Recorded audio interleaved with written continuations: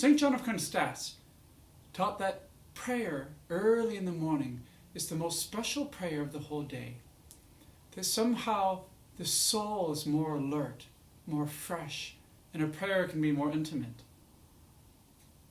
In fact, he described the soul like a pond.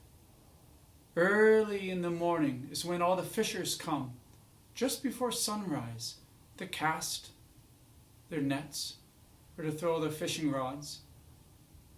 And the fish are closer to the surface and more easily caught. On the same way, when we go to pray before sunrise, the soul somehow is more sensitive. I used to find that I was very depressed when I first woke up. My thoughts would be heaviest, or I would be most full of worry or anxiety. And then one day, on a Sunday morning, in fact, when I was stressed and worrying and unhappy, I remembered something someone had told me. He said, one day, you will learn to turn your sadness into the Jesus prayer. And I started praying. And I've come to find the sadness in the early hours is a wonderful opportunity to feed prayer. I think what it is, we're simply more vulnerable. We have less distractions. And we're more ourselves. Our insecurities are closer to the surface. And so we have to pray. This year has been the first year that I've experienced prayer in the early hours in a very unique way, here on the farm. I try to get here at the farm around 4:30 in the morning so that I can get all the chores done before lauds and mass at our church.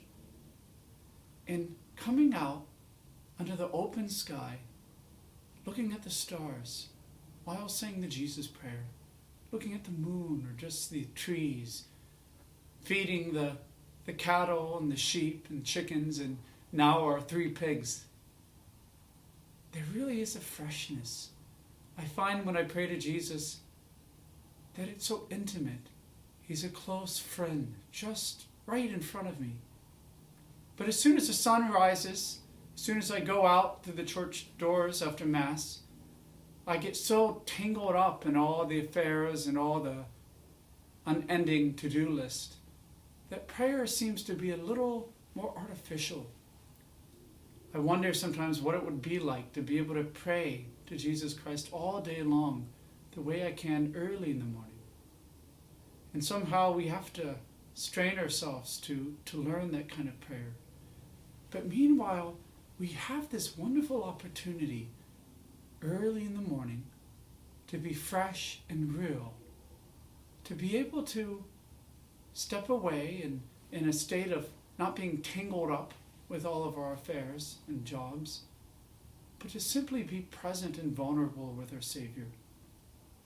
Advent is another kind of retreat. Sunday is a retreat. All these holy days are retreats from the ordinary time to step back and tune in to this very real relationship with Jesus Christ.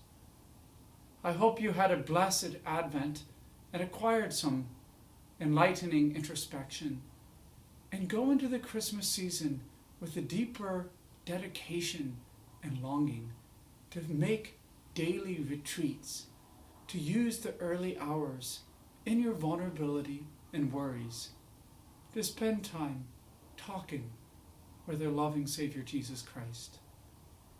God bless you and carry you through the new year. Ave Maria, gratia plena Dominus tecum, benedicta tu in mulieribus, et benedictus fructus ventris tui, Iesus. Sancta